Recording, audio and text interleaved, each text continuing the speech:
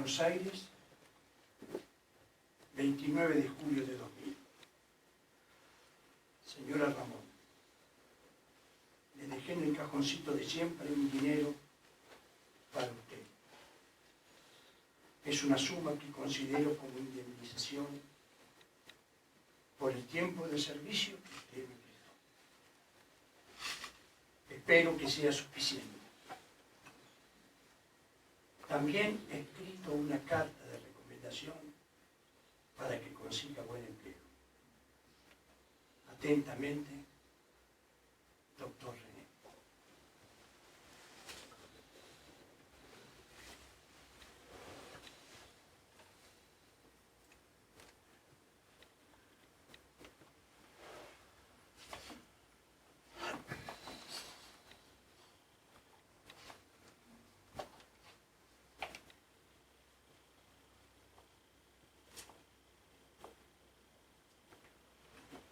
Esa luz me encandila.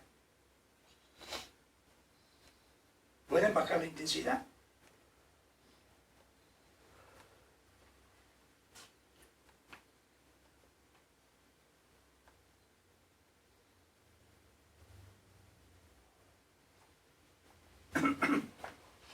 Bueno.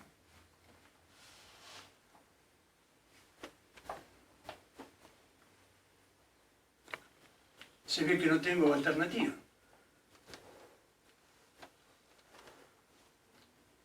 Un hombre en mi situación ya no puede contarse a sí mismo. Debe resignarse a ser cortado por los demás. Y bueno, lo que yo no sé es por dónde empezar, por dónde me van a hacer empezar. Con tanta luminosidad teatral encima mío. Ustedes allí sentados, esperando que les hable. Bueno, si no tengo más remedio, pero vamos a dejar las cosas en claro desde el principio. Esto es una ficción. Y yo soy un personaje que escribió a alguien. Si no puedo lograr que no hablen de mí, por lo menos voy a hacer que no hablen por mí. ¿Cómo? Muy simple. Voy a dejar un testamento expresando mi deseo. Quiero que me recuerden como un médico rural, como un hombre apegado a su tierra. Ese sería el título que mejor me cabe. Sí. Ahora ustedes se preguntarán, ¿no? ¿Por qué no me dieron el premio Nobel de Medicina? ¿O por qué estoy en la ruina si es que di todo por mi propio país? ¿O por qué me saqué fotos con dictadores? ¿Y por qué despotrico tanto contra los corruptos? Y que les hable del corazón también, ¿no? Pero mi autor, mi alter ego post-mortem, ha decidido no mostrarme como ya me conoce la gente, sino mostrarme desde el hombre y no desde el prócer. Así que yo voy al obvio desde el principio. Soy médico, me dicen doctor René, tengo 77 años y nací en el barrio El Mondongo. Es un barrio muy humilde. Bueno, si no sería humilde, sería el barrio del bife de chorizo. Con las disculpas así. ¿Hay alguien en la sala que todavía consume ese tipo de corte? En algo andará. Como verán, no soy muy bueno haciendo humor, en realidad nunca lo fui. Pero bueno, lo real es que nací en el barrio del Mondongo, en la ciudad de La Plata, provincia de Buenos Aires, República Argentina. Soy médico cirujano, viudo, no tengo hijos, sobrinos varios, y los quiero mucho. Y primos también los quiero mucho. Y Y tengo una secretaria llamada Diana, por la que siento un cariño muy particular, ¿no? Porque ella es tan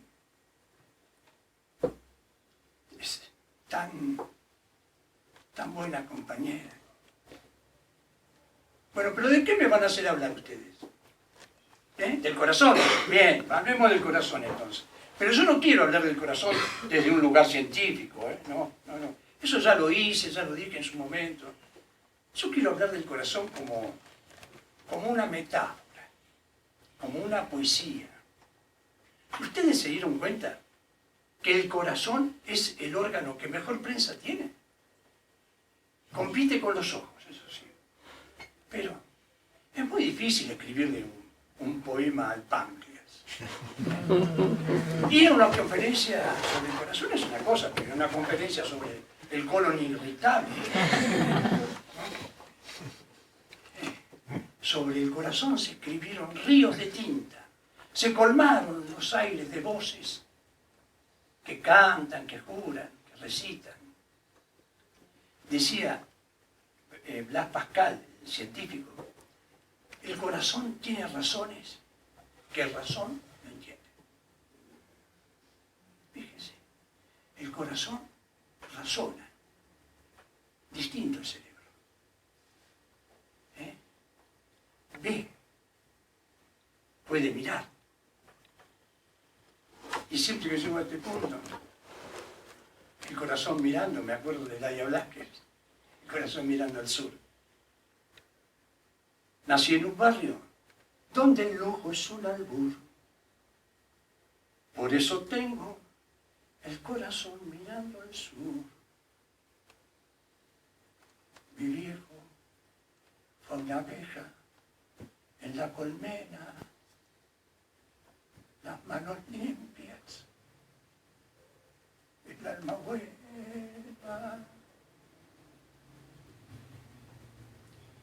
Mi viejo era ebanista y mi mamá cosía. Y mi tío, mi querido tío, era carpintero. Bueno, yo no nací ni salí tan bueno como Jesús. Ahora tampoco tan mentiroso como Pinocho.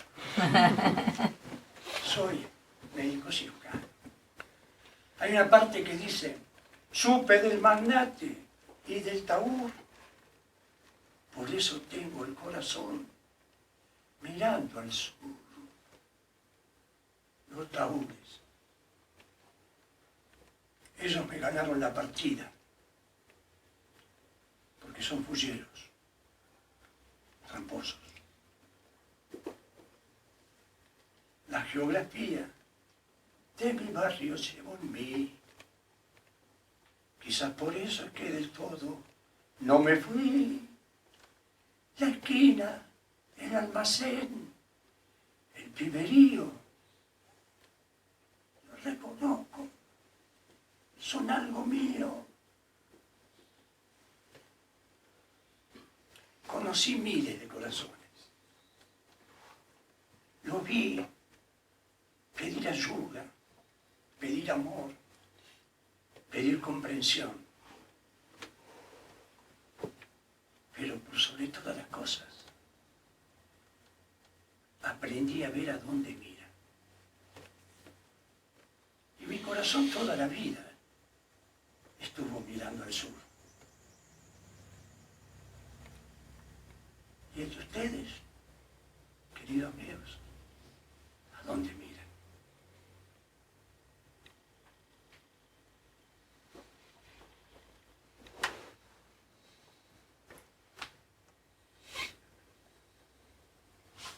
Señoras, señores, vamos a aclarar las cosas desde el principio. Soy cristiano, por lo tanto tengo la obligación de creer en la existencia del alma. Claro, por otro lado también soy médico, científico, y desde ese lugar es muy difícil poder demostrar la existencia a ciencia cierta. Pero hay indicios, hay indicios. Fíjense ustedes, corría el mes de agosto del año 1949. Yo, recién egresado de la Universidad Nacional de La Plata, trabajando en mi primer empleo. Estaba de guardia en el hospital policlínico de la ciudad de La Plata. Escúchenme. Hospital policlínico de la ciudad de La Plata. Un domingo lluvioso, frío, desapacible. No había nadie. En el hospital ya casi no había ni enfermos, ni enfermeros había. En la ciudad no había nadie. ¿Y saben por qué? Porque esa tarde, en 57 y 1, se jugaba el clásico de los clásicos. Estudiantes de La Plata contra Gimnasia y Esgrima de La Plata. Los pincharratas contra nosotros, los triperos. Estábamos todos en la sala de guardia, todos. Seríamos 3 médicos, un par de enfermeros, alrededor de la radio, siguiendo por Radio Splendid a Fioravanti. Y promediando el segundo tiempo más, sobre el final, los triperos metimos un gol. Yo no paraba de pegar saltitos alrededor de la mesa. Los demás no les interesaba el fútbol, hasta ahí estaban porque estaban. Bueno, lo cierto es que los pincharratas empezaron con que el gol había sido Orsay, que había sido Orsay.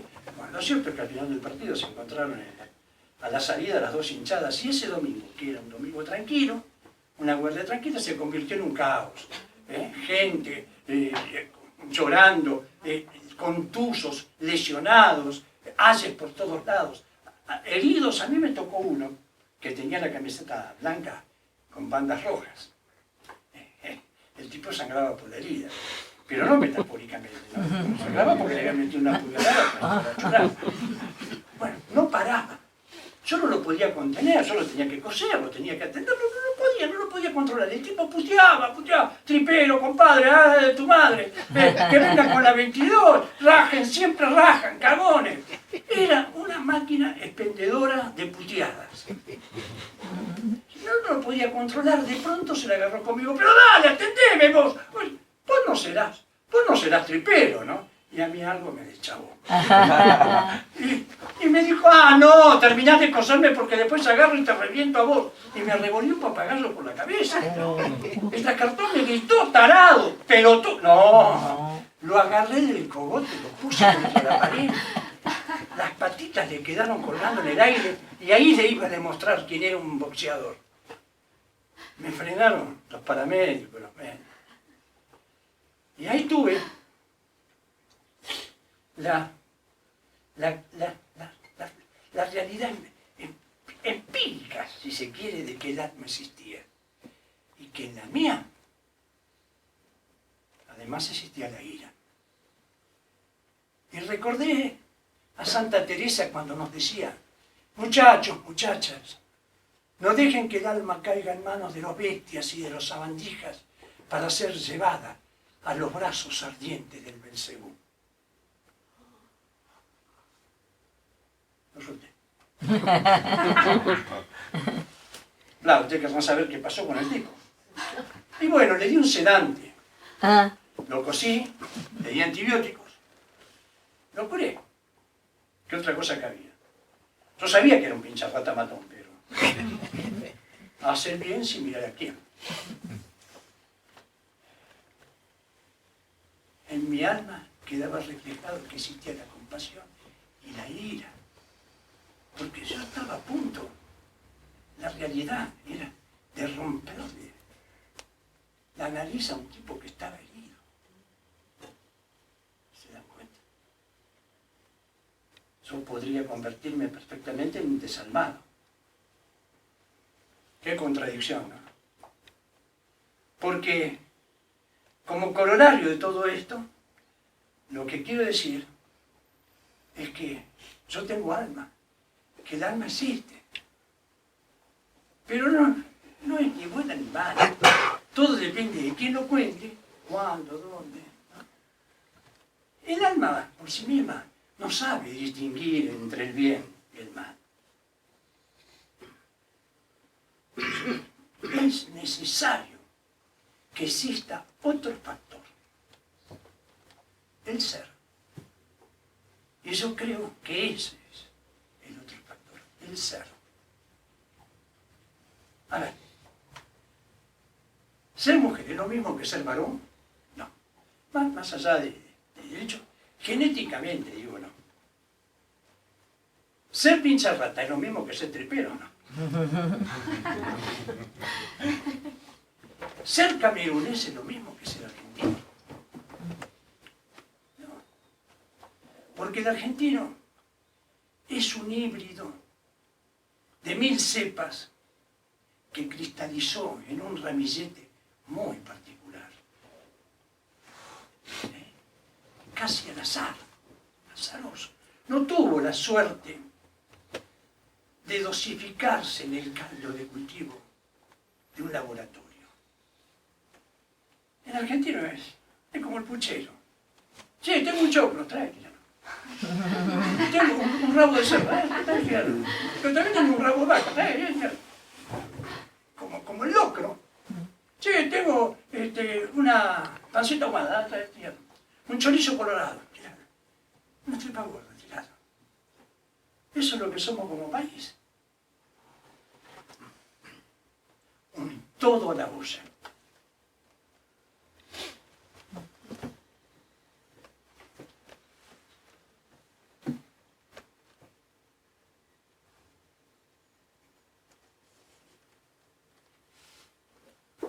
Bueno, pero consideremos ahora entonces de cómo es el alma de un ser argentino, o que agita el corazón de un ser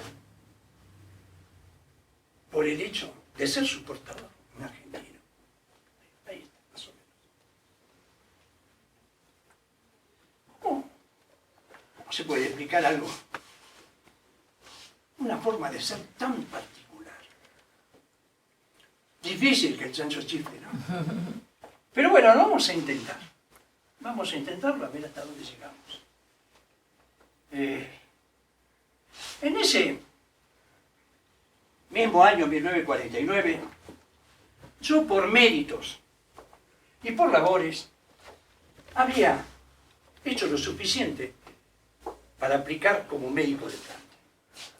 Un día vino el director a visitarme. Me felicitó, me palmeó, me abrazó. Faltaba que me invitara a comer. Y después me mandó a un burócrata supernumerario de la oficina de personal. El tipo venía con una planilla ya llena, un formulario, y tenía una cruz abajo y decía, doctor, René tiene que firmar acá al lado de la cruz. No, a la derecha de la cruz, doctor, firme acá al lado de la cruz. Y dije, pará, ¿puedo leerlo? Por supuesto, como todos los secretos. Leí.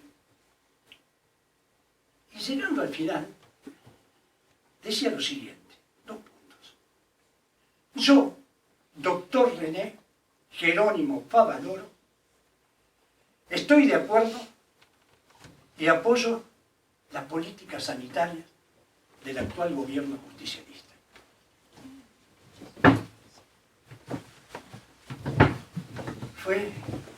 Se me despertó el indio que llevaba en mi segundo nombre. Y se fue generoso la mandíbula. Nadie en ese año había hecho más méritos que yo como para merecer ese cargo, ese nombramiento. Y me acordé de José Ingenieros, en El hombre mediocre. ¿Lo leyeron? Recordé a mis profesores, mentores como Martínez Estrada. Y me dije que yo estuviera o estuviese de acuerdo con la política del actual gobierno. ¿A qué venía? Tener que declararlo y después firmar. Sentí como palpitaciones. Dejé la lapicera de lado. Levanté la vista, lo vi. Levanté la vista, lo vi a mi interlocutor que todavía sonreía. Pero en los ojos ya él se veía venir el chubasco. Me inspiré, miré hacia el cielo, al cielo raso, ¿no? Y después de unos segundos que parecieron siglos, con la voz tranquila de un hombre en paz consigo mismo, le dije, lo voy a pensar. Y cierre la boca, hombrecito gris, y vuelva a su madriguera. Y me fui. Curioso. A la salida me encuentro con un viejo cirujano, del cual supe ser alumno. Tomamos un café, le referí la anécdota y le pregunté si él había firmado. Me dijo, mira, yo leí así muy por encima del formulario, no recuerdo esa frase. Me fui enfurecido. Exaltado llegué a la casa de lo que en aquel entonces decíamos nuestra prometida, María Antonia. Ella me calmó, me hizo unos mimos, me preparó un té.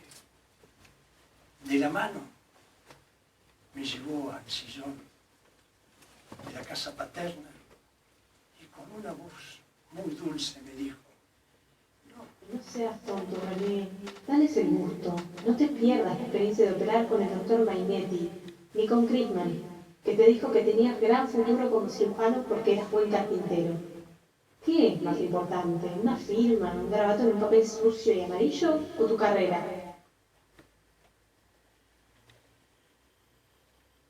lo importante, querida mía, es la ética. Sin ética no hay ciencia. Al otro día fui decidido a darles, a propinarles una respuesta categórica. El tema era decidir a quién le pegaba la primera piña. Si al enjuto burócrata, sapo de piel blanca, decidí hacerlo por él. Y no porque sea el más débil, ¿no? Era como un modo de precalentamiento, ¿no? Después iba a seguir con la quijada del director. En este punto yo quiero hacer una aclaración porque hay muchos amigos que me dicen, pero doctor, ¿cómo puede ser que a usted le guste el boxeo siendo médico? Con la riesgosa de esa profesión, de ese deporte. Y es cierto, no es fácil de explicar. Si ustedes lo quieren tomar como una debilidad mía, tómenlo.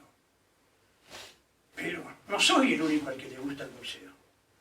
El boxeo tiene eso que ver con el arte, ¿no? De que te lleguen y de que no te lleguen y vos llegar. Pero eso tiene cientos de años, milenios tiene. Desde la Grecia antigua. Me acuerdo de Odiseo, donde Ulises, para ganarse la confianza del rey, aceptó un combate pugilístico. No matarás, dice el quinto mandamiento de la Biblia, ¿no? Y si Dios nos ordena no matar es porque nos conoce como si nos hubiera parido. El hombre es el lobo del hombre, decía Hobbes, como ustedes quieran. E inventó el demonio Leviatán. ¿Saben quién es el demonio Leviatán, no? El que te cobra los impuestos. Bueno, ¿qué sabes yo? Ah, sí, iba por el pasillo, llegué a la oficina del director. Me le paré enfrente y a los ojos le dije, no firmo. El tipo, con una media sonrisa, me amainó. Me puso la mano en el hombro y casi paternalmente me paseó por el despacho. Y me dijo algo que repitió en mi cabeza hasta el día de hoy y fue como una premonición. El orgullo es mal consejero, doctor René. Algún día todos vamos a volver con el caballo cansado. Algún día todos vamos a volver con el caballo. Todos vamos a volver. Algún día todos. Todos vamos a volver. Con el caballo cansado.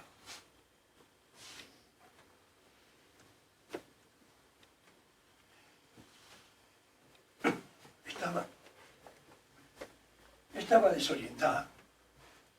No sabía qué hacer con mi vida. Un tío mío me había recomendado para una suplencia en una salita en el campo. El titular se había enfermado y por 2 o 3 meses tenía que hacer un tratamiento. Acepté.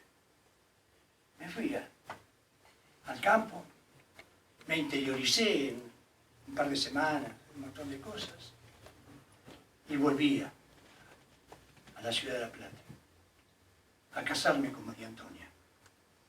Y después de una austera luna de miel, nos fuimos los dos a ese pago chico, en el interior profundo. Y dejamos La Plata, la ciudad de La Plata. Bueno, La Plata también, porque dejamos un buen empleo, un futuro promisorio. Y en ese pago chico, ahí yo encontré la respuesta a esa pregunta cuasi científica. Sí, es posible encontrar un alma que agite el corazón por el hecho de ser un argentino, como decíamos antes, un portador. Y nos fuimos a la pampa más pampa que te puedas imaginar. Ahí, al borde, un paso más y será desierto.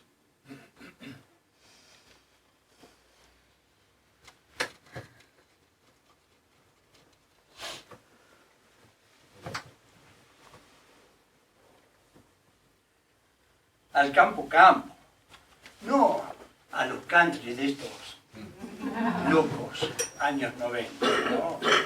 Al campo, donde las mariposas y los bichos que se pegan al radiador, al campo de las culebras, de las yararás, al de los remolinos de viento con almas en pena, que son transportados, arrastrados a través de campo traviesa.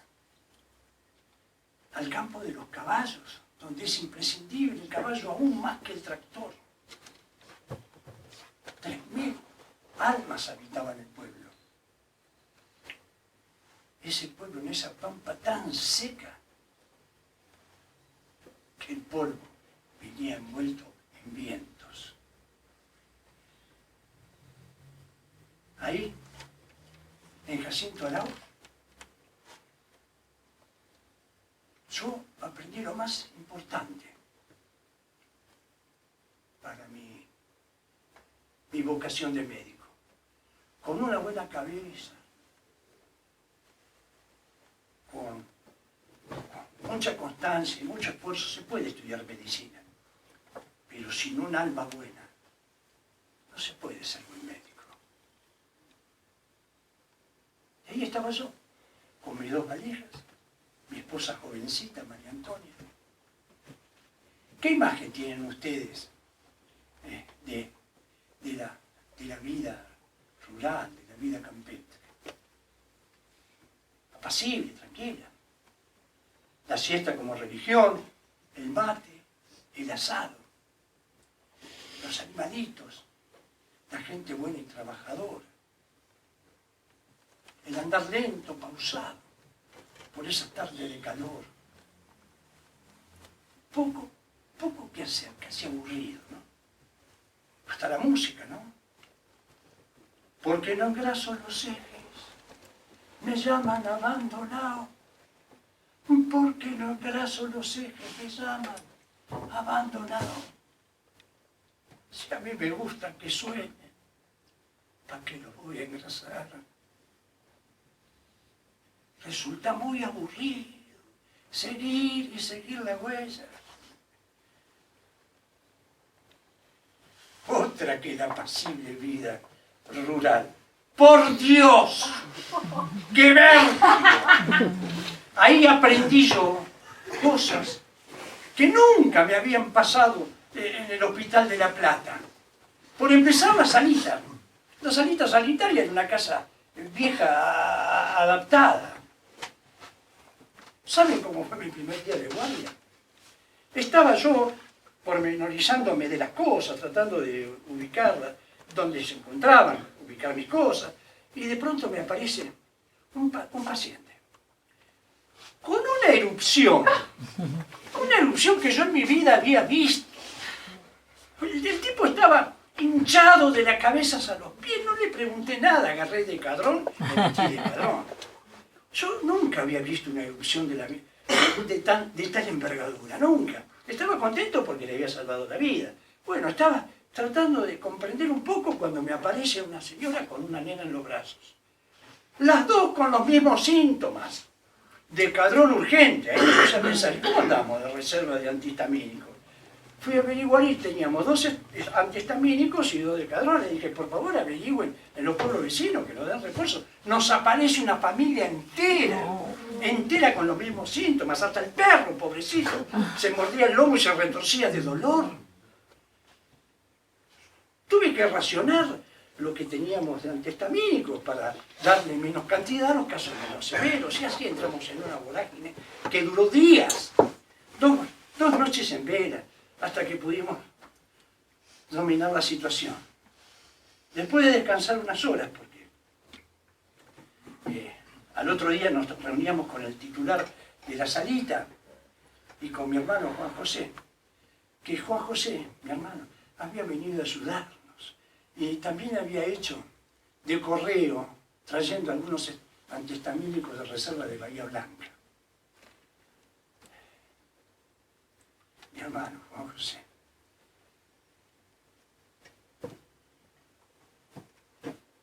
Con él asistimos al parto de mi sobrina, su hija. Y ahora yo lo extraño tanto.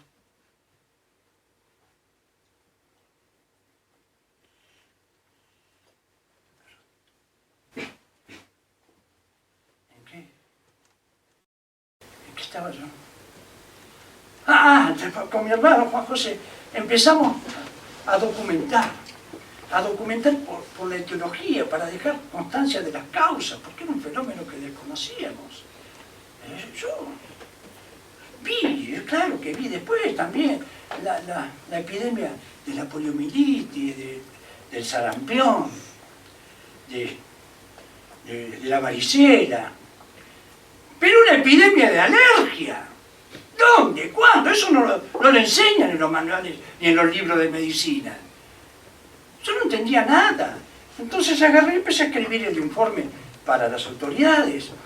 Cuando nos cae un hombre que recién se despejaba de una borrachera. Y el tipo se quejaba de dolor porque estaba todo picado, decía el cuerpo. Lo revisamos, por acá estaba todo picado. Los pies hinchados, las manos, todo. Era impresionante. Bueno, antihistamínico, lo recuperamos. Pero nos refirió de detalles de un fenómeno. Y se fue a una fiesta patronal, patrón. La hizo el patrón. Vino gente de todo el pueblo, casi todo el pueblo vino. Un asado impresionante. Un asadazo. Estaba linda la fiesta en la mitad, había buen vino, buena carne. Y de pronto aparecieron millones de hormigas coloradas. Porque unos gurises traviesos se pusieron a tirarle con las honderas para probarla a los hormigueros. Y ahí me di cuenta que yo me había equivocado. Me había equivocado fiero. Porque yo no había ocultado clínicamente a los pacientes. Es decir, no les había revisado el cuerpo. Yo simplemente atendí los síntomas y lo atendí y nada más. Con mucha vergüenza y disimulo, agarré el informe, lo rompí y lo tiré a la basura. Me acordé de Marabunta, la película de Charlton Heston. Si la vieron, qué miedo. Ahora, que las hormigas pampeanas fuera tan pecativa, yo metí las piedras, ya vas a ver lo que es bueno. Decidí salir como tejo para mi chivo, mi Chevrolet 38, ¿no? Me senté y ahí empecé a recorrer los caminos. Recorría los caminos, esquivando pozos, levantando tierra. para buscar ese campo maldito. Iba manejando y de pronto, paralelo a un campo, unos alambrados, empiezo a ver como unos cerritos de 1,5 metros más o menos de altura, a los 100 metros otro cerrito, y así. Mi curiosidad me llevó a frenar y a ver de qué se trataba. Y cuando me acerqué, cuando ya estaba encima, ahí me di cuenta que eran los hormigueros. Tarde. Mis pies estaban rodeados de miles de hormigas coloradas que me comían, me picaban, me quemaban. Salí desaforado, corriendo. Quise pasar el alambrado, me enredé, caí, pegué de bruces contra la tierra. Llegué al coche, en el coche desesperado.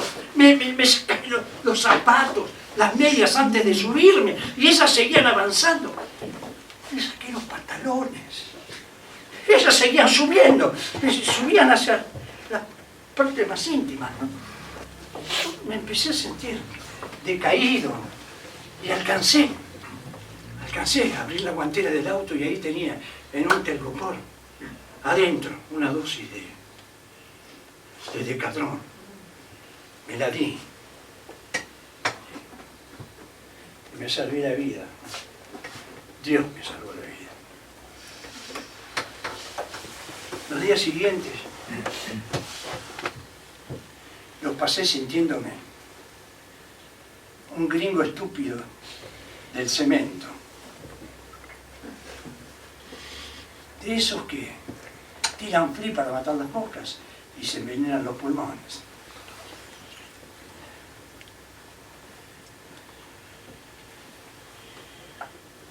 Una tarde de calor, mucho calor.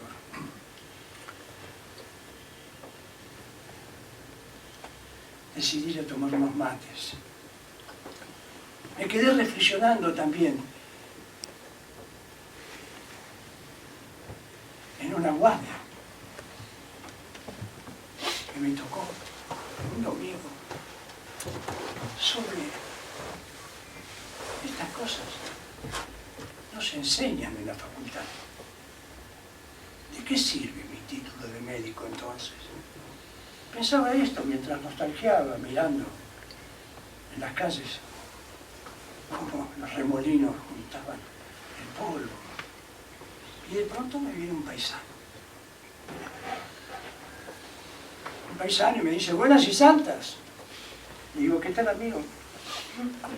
¿Qué lo trae por acá? ¿A usted que lo trae por acá, doctor? ¿Cómo, amigo? Yo estoy de guardia para cumplir una urgencia. Pero no, doctor. Hoy es domingo. Los domingos se va a la iglesia. Es día de misa. Y me dijo una humorada que toda mi vida me acordé. La gente no se enferma los días de tata Dios, doctor. Y se fue. Me quedé mirando y la verdad que ir a la iglesia era cruzar la plaza diagonal. Y fui. Dejé un cartelito, el doctor René está en la iglesia. Y al cruzar la plaza, la gente los hombres me saludaban sacándose el sombrero con respeto. Las mujeres me hacían reverencia. Y yo pensé, cultura medieval de la deferencia, ¿no? Y antes de llegar a la iglesia veo una señora con una niña de 13, 14 años colgada de los brazos. Estaba embarazada. No la mujer, la niña. Y me quedé pensando, digo, ¿qué será del hombre, no?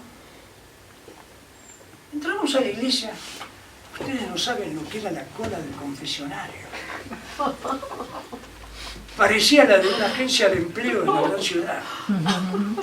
Y hacia allí iban la señora con la niña. Y yo me quedé pensando,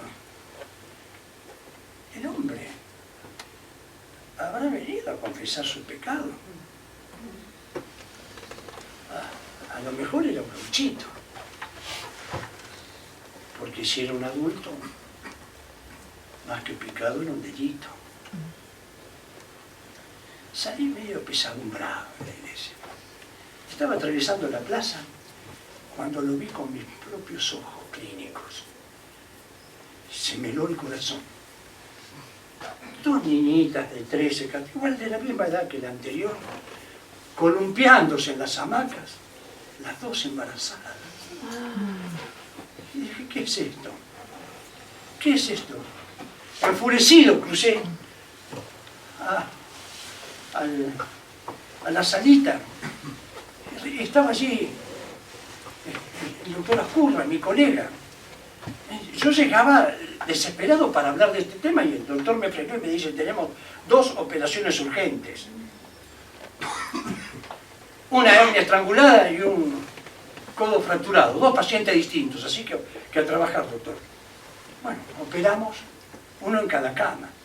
En un momento dado yo quise expresar la queja por la asepsia. El doctor me miró y me fulminó, como diciendo, la asepsia tendría que estar acá. Cuando terminamos, volví a relatarle y a hablar de la asepsia y de las niñas. Y prendiendo un cigarrillo me dijo, mire doctor, el médico rural está para cubrir urgencias y para salvar la vida de los pacientes. Aquí no hay espacio para las especialidades. Entonces yo le dije, sí doctor, salvar la vida de un paciente es importante, pero salvar la vida de la comunidad lo es más aún. Aquí lo que hacen falta son políticas más que medicinas. Entonces reflexionaba sobre estas cosas, sobre la facultad. Y les decía hoy, en una tarde de calor, salí a tomar unos mates con la fresca ahí, a la vereda de ladrillo de nuestra casita. Entre mate y mate, María Antonia me miraba con cara de pollo mojado. Estaba aburrida. Ella se quería ir a la gran ciudad. Estaba aburrida. Y yo, entre cebada y cebada, le esquivaba la mirada porque me sentía culpable. Y de pronto veo una jardinera que viene, un sulky, que viene por la esquina. Hacia nosotros iba un hombre al pescante, una mujer al lado, detrás unos chicos. Y cuando comienzan a acercarse, seguramente iban a agarrar la diagonal que las lleva, una calle que las lleva unas cuadras al centro. Centro le llaman allá a la plaza.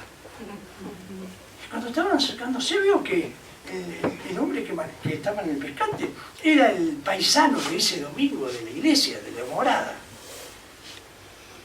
Y las chicas que iban atrás eran las chicas de la plaza, que yo vi columpiándose. Cuando pasan casi frente a mí, me saludan con la deferencia de una autoridad, ¿no? Y yo no podía sacar los ojos de las gurisas preñadas. Cuando están pasando frente a mí, tuve una intuición. Y le digo, disculpe amigo, ¿dónde trabaja usted? Y frenó el sulky. Dice, en lo de don Carmelo, que está a una legua. Mi señora trabaja en la cocina misma. Y las 2 gurisas ayudan con la limpieza de la casa.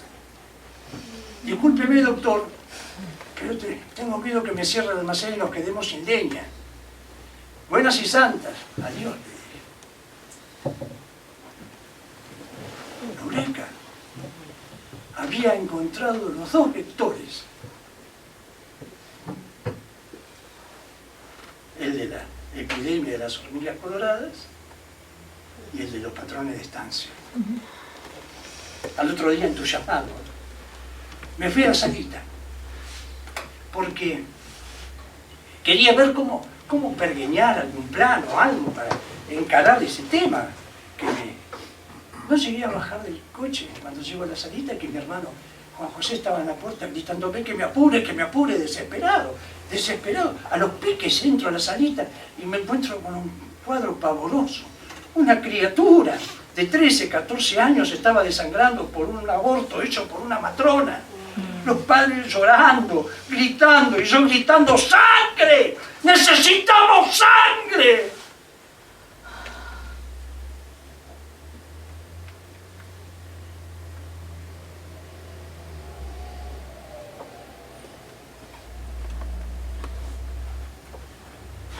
La criatura se nos fue. Hicimos todo lo posible.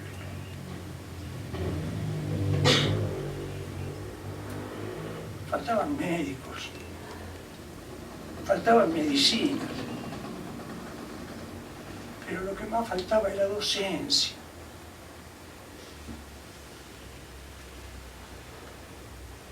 Y decencia. Cuando llegué a casa, María Antonia me recibió llorando y me decía, ¿qué hacemos aquí? René, ¿qué hacemos aquí? Hace días que no te veo, la abracé.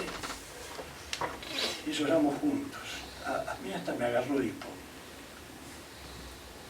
Te conté lo de la criatura.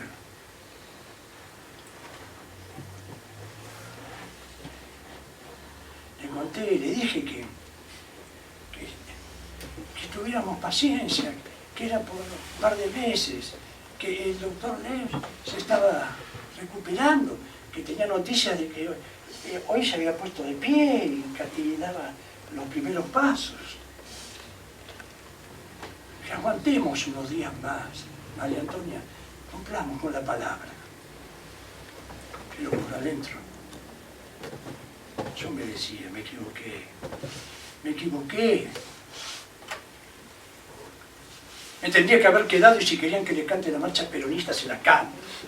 Y si quería que le cante la marsellesa, se la canto. Y si quería que le cantara la internacional comunista, se la canto. Pero también ya era tarde. Una semana después, el doctor Leuch falleció por un cáncer de pulmón.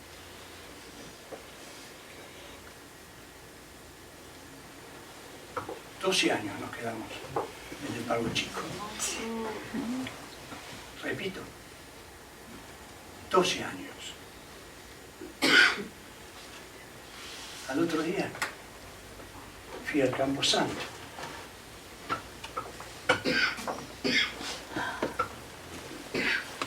Al entierro de la criatura. Y mientras respondía saludos, vi una criatura también de la misma edad que la finadita. Estaba embarazada. Y me enteré que había sido compañera de escuela de ella. Traté de acercarme para explicarle, para preguntarle quién era el padre. Y ella agachó la cabeza y con mucha vergüenza, negando, me dijo que no sabía. Entonces, yo inventé un juego de adivinanzas, que los médicos éramos un poco adivinos, y que yo sabía que el padre era un señor mayor, y que era patrón de estancia. Y ella siempre con la cabeza agacha, avergonzada, esta vez asintió y soltó las lágrimas. Yo no sabía qué hacer. Mi odio era tal que no sabía qué hacer. La agarré y traté de contenerla. Le dije que contara conmigo, que viniera las veces que sea necesario a la salita, que no dude en decir a los padres que la traigan. Pero el odio mío era tal el odio, que lo único que atiné era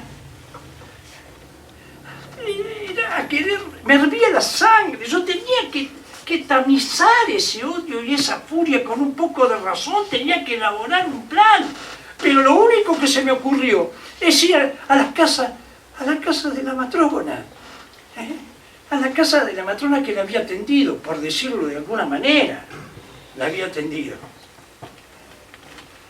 La mujer le hizo un aborto en un embarazo ectópico. Cuando hizo el desastre, me trajo a la criatura y me la dejó tirada en la salita, en un cuadro de septicemia, infección generalizada. Yo lo único que quería era agarrarla de los pelos y meterla en la cárcel, porque estaba loco, me hervía la sangre. Entonces me fui a la casa hecho una furia, a ese rancho. Cuando llegué y puse el primer pie adentro del rancho, esa tormenta que yo era se convirtió en una garúa. Un chillido horrorífico partía desde el fondo del rancho, que helaba la sangre, guisaba los pelos. Y la mujer que estaba ahí frente a mí, con delantal, rodeada de perros famélicos, gallinas, cerdos, chanchos. Y el chillido ese era el de un cerdo que estaban carneando para comerlo, para venderlo, no sé. A un costado, una mesa llena, con platos cubiertos, sucios, copas sucias.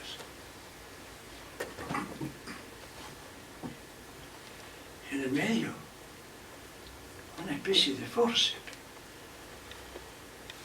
Y al lado, la cuchara. La mujer se dio cuenta que yo palidecí, que me agarré de una silla para no desplomarme en el piso de tierra pisonada de la tapera. Y me dijo, yo no sé qué usted piensa de mí. No sé qué piensa, pero yo las cosas las lavo. ¿Qué se cree? La mitad de los gurises del pueblo los traje yo a este mundo.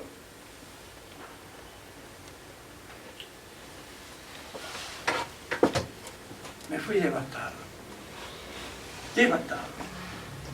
Manejaba, levantando tierra, envuelto en una nube marrón. Viajaba fuera del tiempo, fuera de la realidad.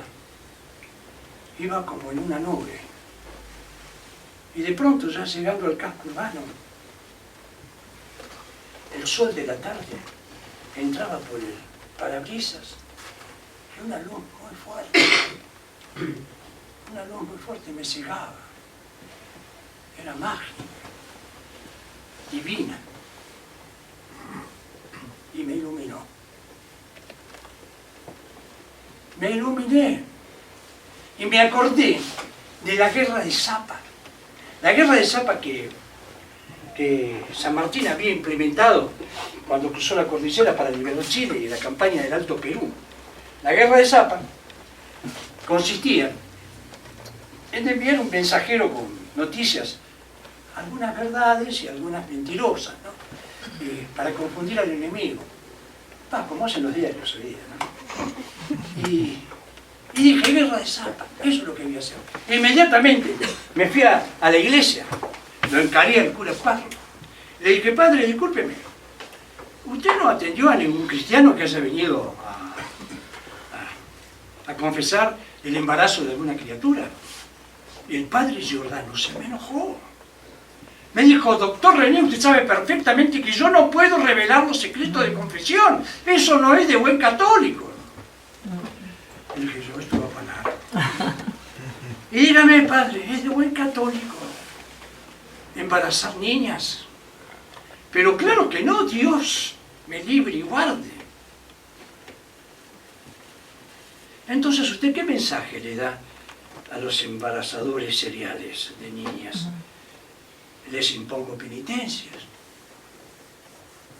Y si reinciden, padre, le impongo más penitencias. Me tomaba por tarado. Traté de controlarme. Traté de controlar mis emociones, tomarme de mi paciencia. Y le dije, si las reincidencias son infinitas, las penitencias también serán infinitas. Le digo, padre, ¿y esas familias? Usted nunca intentó hablar con los padres de las criaturas abusadas. Yo estaba colorado, indignado, porque en el pueblo el tema era tabú. De esas cosas no se hablan. Me acerqué lo más que pude a la cara, al punto de sentir el mal aliento y de sentir el olor a incienso que subía desde sus sotanas. El olor de transpiración de sus pies que subían desde las sandalias. Y le espeté en la cara. El violador de varias niñas del pueblo es don Carmelo. Y ahora que yo se lo digo, usted no tiene que revelar ningún secreto de confesión. Yo se lo estoy gritando. Lo que tiene que hacer es acompañarme a ver al comisario Gordón. Se me ríe. Ay, doctor. Que Dios le conserve la inocencia. El comisario Gordón es el que le acerca a las chicas a cambio de plata. Y no estoy revelando ningún secreto de confesión, me dice. Porque en el pueblo todo el mundo lo sabe. Además, doctor René, ¿usted no pensó si las chicas provocaban a los hombres? Porque vio las trencitas rubias que se hacen. Algunas hasta se pintan. Y cuando se amacan en la plaza, muestran demasiado. Yo no le rompí la cara, por respeto al lugar sagrado donde estaba. Me fui furioso. Enfilé para la comisaría. Llegué a lo del comisario, me le paré enfrente y le dije: comisario, vengo a hacer la denuncia de una violación que terminó en muerte. Y todo indica que usted es el que le acerca a las niñas al victimario. Y en este caso es don Carmelo. El tipo, ¿no? Sentado frente al escritorio, con un pañuelo acá en el cuello. Estaba comiendo. Me mira y me dice: doctorcito, me bajó el precio. Usted lo que tiene que hacer es ir a pinchar a otro con esa aguja. Yo le niego todo y usted no tiene pruebas. Chifló y aparecieron dos Martínez. Que le chorreaba la baba por la boca de imaginarme en sus fauces. Salí corriendo a los tejos para mi chivo, y apenas llegué a cerrar los vidrios que quedaron empañados por el aliento de los perros. Y me enfilé, ahí nomás, para lo de don Carmelo. No podía perder tiempo, no lo podía dejar que se encuentren antes. Llego a lo de don Carmelo, hombre grande, robusto, redondo, con papada, colorado de tanto sol y de tanto vino tinto. Y cuando llegué, él que me recibe: doctor René, qué alegría recibirlo por acá. ¿Qué lo trae? Bueno, mire, no tengo buenos motivos para venir. Lamentablemente, el padre Giordano y el comisario Gordón me dijeron que o lo señalan a usted como el violador de niñas púberes, para ser más exactos. Pero doctor, por favor, no. Esos no. Ay, doctor, mire, usted no conoce cómo son las cosas acá en el campo, porque usted es de ciudad. Y mucho menos, no estoy hablando solamente de Jacinto Arauz, que está lleno de gringos santurrones. General, yo creí que usted venía por algo más agradable. Que usted venía a afiliarse al Partido Radical, por ejemplo.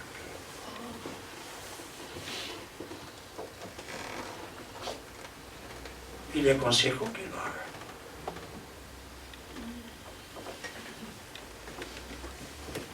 Señor, yo recibo consejos políticos solo de gente respetable, como don Hipólito Yrigoyen o Lisandro de la Torre. Una vez más me invitaron a retirarme, pero esta vez no fueron 2 mastines, eran una jauría de perros hambrientos que me tarascoñaban los talones y me subían a mi coche y afuera mi alma. Cuando venía para el casco urbano, venía pensando 2 alternativas: hacer la denuncia, presentar y juntar pruebas, hacerla declarar a las niñas, exponiéndolas al escarnio. ¿Ante qué justicia? Si tenían estas autoridades. Dije, no. Vamos a seguir con la guerra de Zapa en su apoteosis. Enfilé para la iglesia de nuevo, lo encaré al padre Giordano y otra vez le mentí. Le dije, padre, don Carmelo, el comisario Gordón, decidieron aceptar sus culpas, en la intimidad, claro, y están muy interesados en saber quién es el que lo traicionó para tomarse venganza. Y a mí me dijeron también, padre, que usted no le hace asco a las pibas. Así que usted decide, padre, si quiere convertirse en cómplice o ser parte de una de las mayores atrocidades que puede haber, que es la violación de criaturas. El tipo lo metí entre la espada y la pared, quedó como congelado. Entonces ahí lo traje. Le dije, padre, vamos a encontrar una solución a esto. En esta parroquia se tienen que empezar a dictar cursos de educación sexual y reproductiva para toda la población. Y vamos a empezar con las matronas. El tipo lo tenía medio de 3/4 de perfil, ¿no? Y vi que se iba poniendo pálida. Los talones firmes, duros. Y se iba inclinando, se iba a hacer polvo contra el piso. Lo llegué a agarrar. Y lo tuve. Parecíamos una patética imagen de la Pietà de Michelangelo. Solo que yo no era una Madonna. Y él, lejos estaba de ser un pobre Cristo. Estaba pálido, blanco. Y había bajado la presión. Y eso que el tipo era hipertenso. Bueno, esperé unos segundos ahí, lo recuperé. Cuando los colores le volvieron a la cara, al rostro, ahí abrió los ojos, desorbitado. Y con una mano me señalaba la puerta de casa. Me decía, ¡fuera de aquí, Satanás!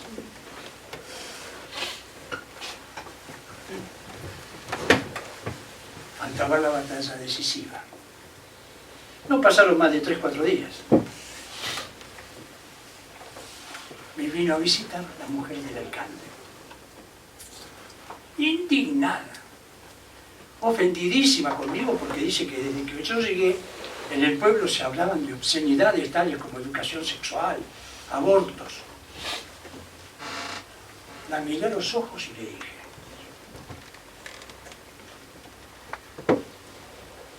mire señora, yo tengo entendido que usted hizo muchos viajes al exterior en los últimos tiempos. Y que en uno de ellos fue una ciudad importante. Y allí se practicó un aborto. La mujer puso las manos en la boca. Los ojos eran los de un búho. Se dio media vuelta y se fue a la carrerita. Yo no sé si yo había acertado o simplemente había visto el demonio para polvo blanco. Gané la guerra. No, yo sé que mentir es pecado, pero bueno, en este caso, a lo mejor la mujer esa ni siquiera se había hecho una aborto. Pero eso no importaba, la verdad no importaba. pueblo de mi juventud. Lo que importaban eran los chismes, los rumores, los dimes y diretes. No la verdad. No, ahora que lo pienso, un poco. Tampoco ha cambiado demasiado, ¿no? ¿Ustedes qué piensan?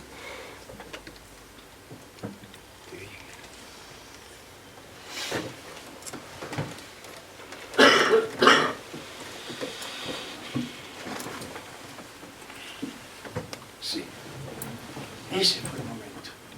El pago chico se convirtió en el ápice de la educación sexual y reproductiva. Las matronas habían aprendido a esterilizar su instrumental, digamos. Donaciones, aportes, contribuciones hicieron que la salita se convirtiera en una salita sanitaria de verdad. Creamos nuestro propio banco de sangres viviente. Es decir, había listas para cada grupo, tipo, y cuando se necesitaba una transfusión, el que le tocaba, venía, tenía que dejar todo, como los bomberos. Empezaron a venir a atenderse en la salita de otras localidades vecinas. Y ningún lugareño se le ocurrió quejarse por eso, ni decir que teníamos que cobrar un yeso, un parto, o una transfusión, porque eran de otros pagos. No, porque la salita era su orgullo. La salita era su orgullo. El sistema sanitario ya funcionaba solo. Eso no era ya indispensable. En realidad nunca lo había sido. Pero en el pago chico, yo pasé los 12 años más importantes de mi vida. Y María Antonia ya la quería todo el mundo, porque se había hecho amiga de un grupo de artesanas textiles que vendían en la estación, y organizando rifas y sorteos, consiguió que la salita se convirtiera en el centro médico que llegó a ser.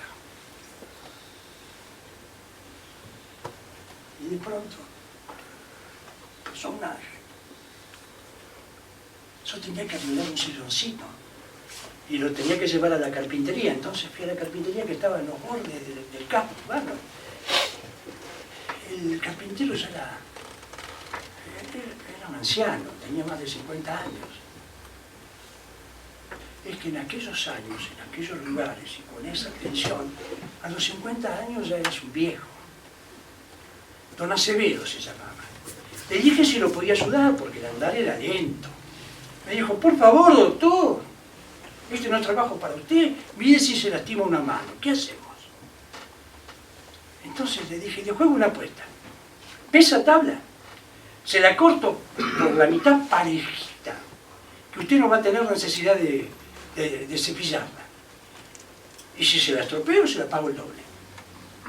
Bueno, carcajada va, carcajada viene. La corté. Y lo hice bien.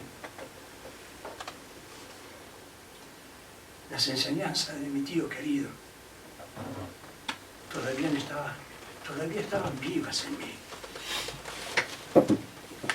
El pico el bicho.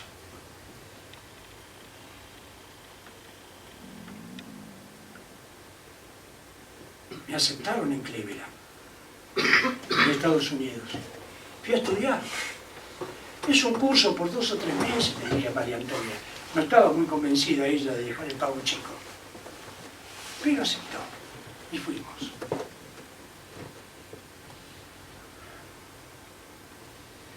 Me quedé 10 años. Es que el corazón fue golpeado por el alma. El alma te golpeó las puertas y el ser salió a ver qué pasaba. Y cuando el ser volvió a mi cuerpo, me dijo, René, no te olvides que sos médico. Que sos médico. El pago chico ya marcha solo. Vos ya hiciste tu parte, ahora lo que tenés que hacer es dejar la posta. Y le hice caso. La despedida fue a toda orquesta. Pero literalmente vino la orquesta municipal a tocar en la estación, en el andén, a despedirnos a mí y a María Antonia, que a esa altura la adoraban en todos lados. Tocaron un par de temas muy emotivos. Y a María Antonia la llenaron de arreglos florales. Que cuando salimos, a los 2-3 minutos, se acercó el guarda y nos dijo: calculen 9-10 kilómetros y me tiran todas las flores por la ventana. Porque yo soy alérgico y están ocupando el espacio del equipaje. Así que atravesamos la pampa tirando margaritas por la ventana. Una lágrima, un beso y una flor. Una lágrima, un beso y una flor. Déjale mi tierra por fin, déjale mis campos y me iré lejos de aquí.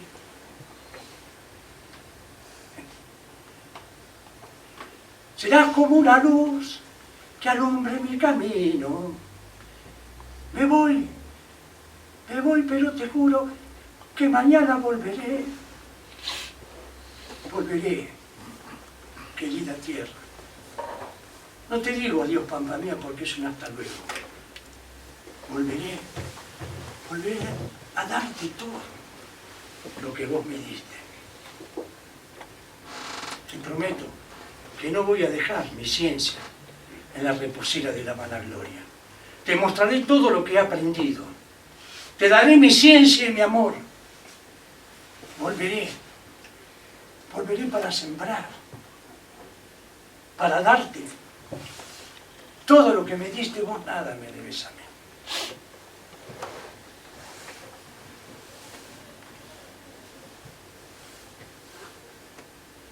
La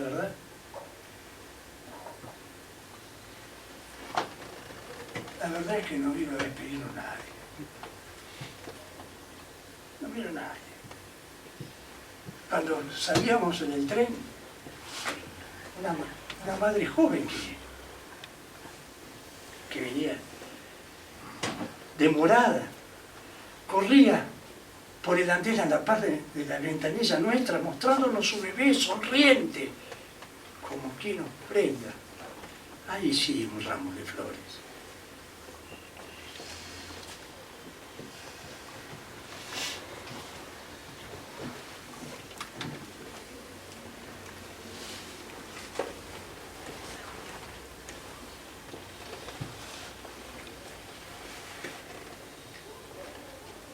La falta.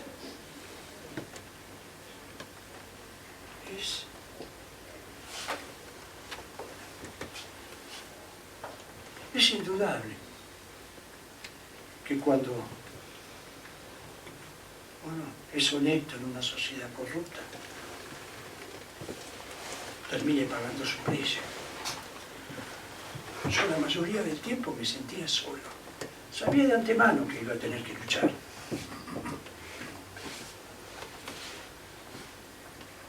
Millones me pagaban en el norte por quedarme. Pero, ¿qué hacía yo con esa fortuna? Yo no tengo las ambiciones del hombre rico. No. ¿Qué hacía yo con esa riqueza? Comprarme un barco, comprar un departamento más grande, ropa más cara, vacacionar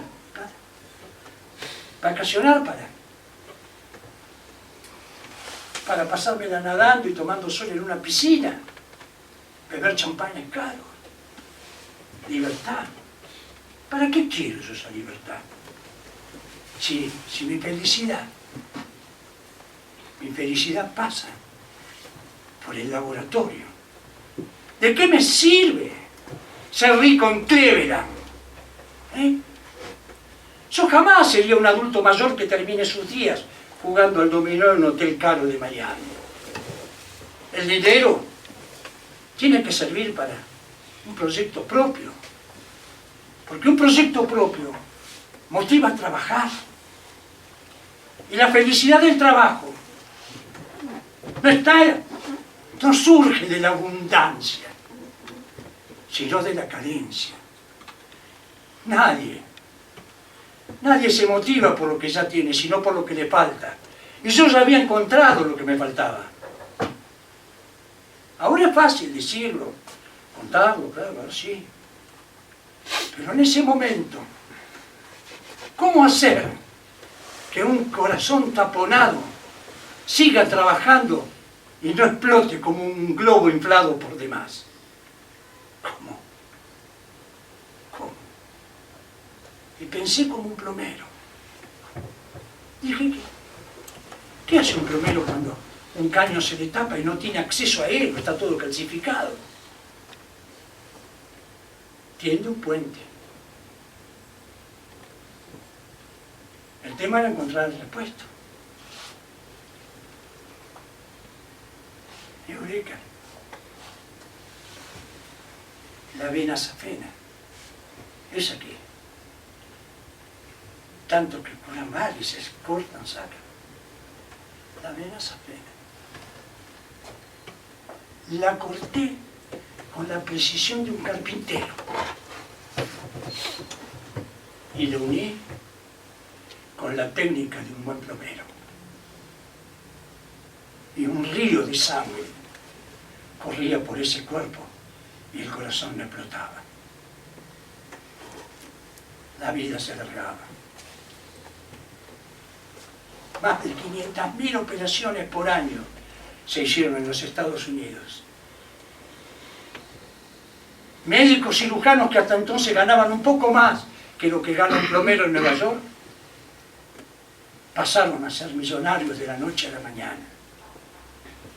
Porque para los que no lo saben, allá en el norte, si no es con la zanahoria de los honorarios, no te operan ni un pelo encarnado de la nariz.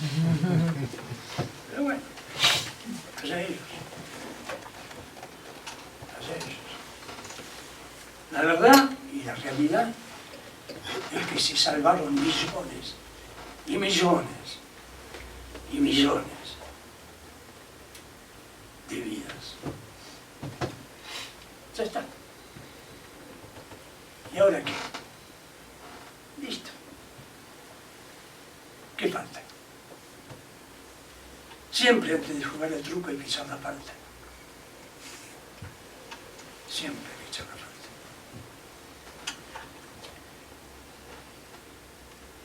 Y yo sentí el llamado de mi patria. Sentí el canto de sirena, que es la Argentina.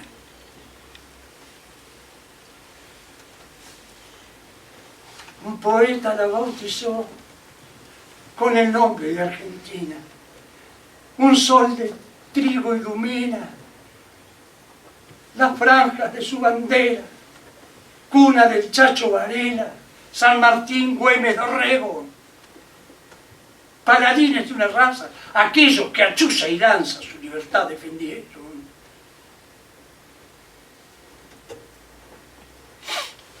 Y sentí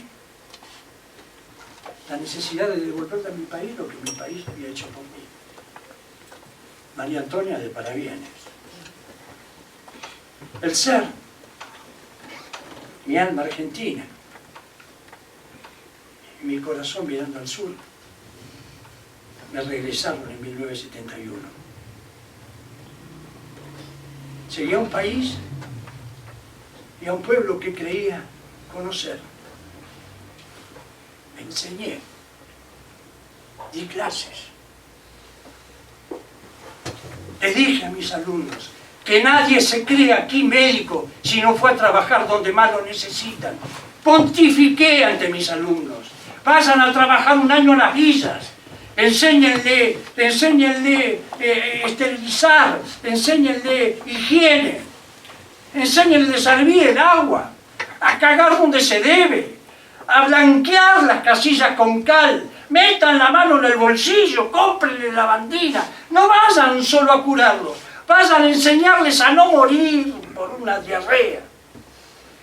Ser médico no es joda, carajo.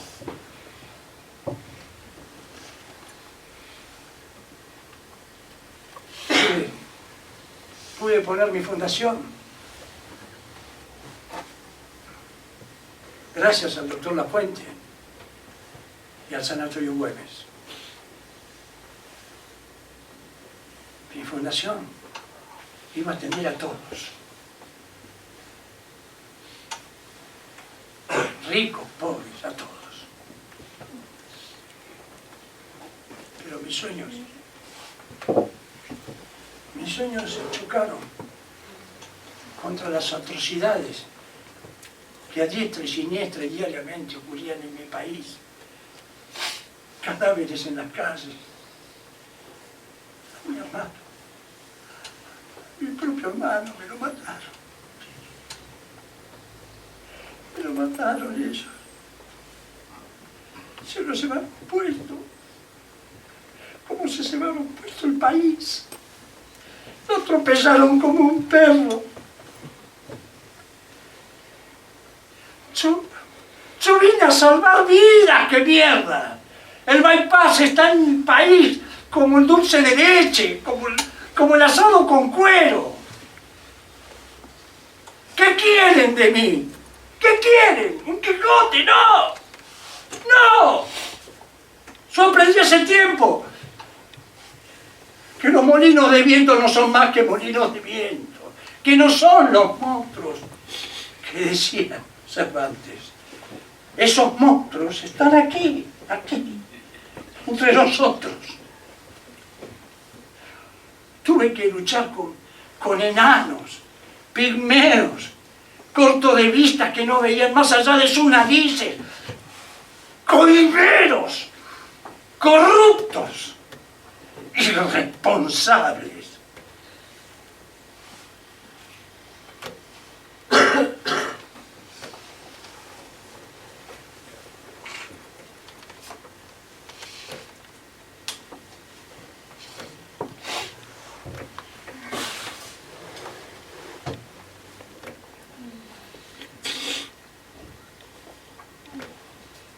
El 29 de julio del año 2000, Buenos Aires, Argentina.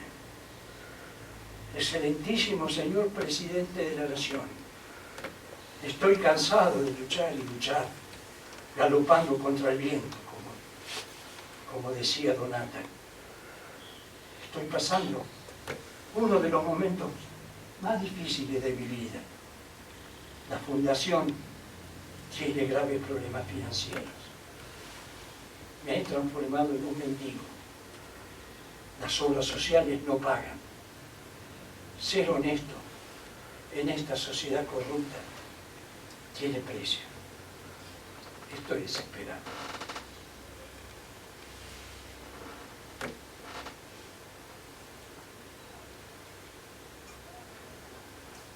¿Se acuerda de mí, doctor René?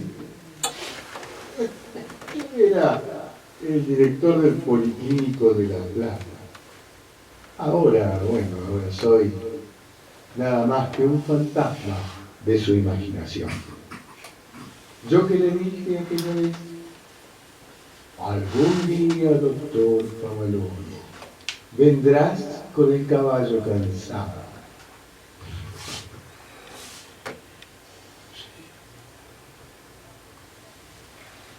Sí, claro. Me acuerdo de la metáfora equina. Abandonar la ética para no sufrir las consecuencias.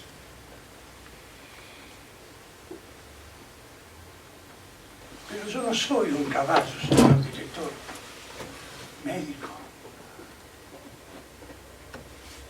Mis miedos tienen otra espesura. Yo tengo miedo de vivir. ¿Y sabe por qué? Porque mi corazón ya no quiere vivir. Y que sea el que lo agita un alma que pertenece a un ser humillado por mediocre como usted.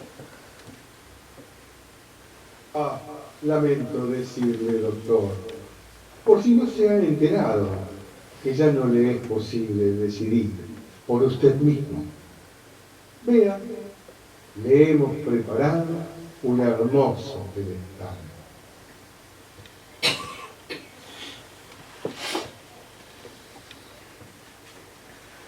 No hagan de mí un gigante de bronce. apaguen las luces. No hagan de mi vida un drama o una comedia. Soy y seré siempre un simple médico rural que tiene su corazón mirando al sur. Háganse un favor ustedes mismos. Bájenme a la tierra.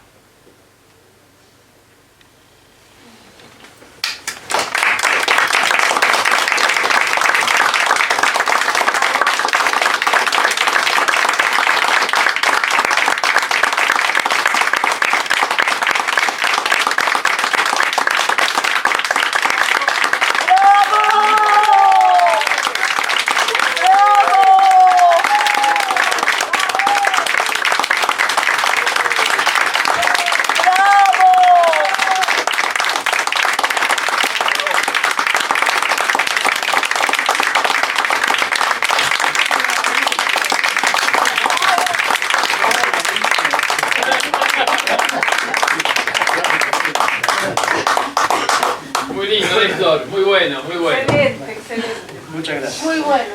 Gracias por haber venido, gracias por el esfuerzo, por la colaboración. Doctor René, controvertido, claro, pero en momentos en que al país nos falta a veces referentes que lo quieran un poco, ¿no? Hay momentos en que uno siente, perdón, pero todavía me gano el personal, me va a llevar unos minutos. Uno siente que se lo quiere tan poco al país. Y de pronto aparece un tipo, con nuestras diferencias, ¿sí? Pero que quería el país, estaría loco, no sé, pero lo quería, patriota. Son años difíciles, pero se cumplen ahora en julio los 100 años de su nacimiento, así que creímos que era importante recordarlo. A ustedes si les gustó, necesitamos su apoyo, así que no les voy a mangar, bastante con que no pagaron la entrada. Pagaron. Si pueden dejar algún comentario en Alternativa Teatral, que es el único medio que nosotros tenemos, para ver si con el boca a boca podemos mostrarle este personaje a más gente. Y si no les gustó, cosa que dudo porque por el aplauso, si no les gustó, dejen un comentario igual. Sean tolerantes. De la misma manera que a veces somos tolerantes con algunos personajes que nos requieren meter el voto en la urna. ¿Por qué no van a ser tolerantes con gente que al final lo único que quiere es entregarle su corazón? Quiero agradecerle a Guillermo Sanz, que es el autor y el director de esta obra. Que está allá arriba, pobrecito. Algún día vas a tener que buscar.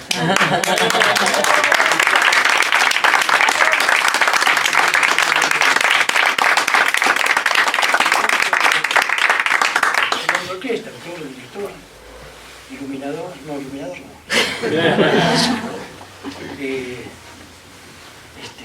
Sonidista, audiovisual, ayuda con la escenografía. Este es el teatro. Todos tenemos que hacer un poco de todo. Gracias por haber venido.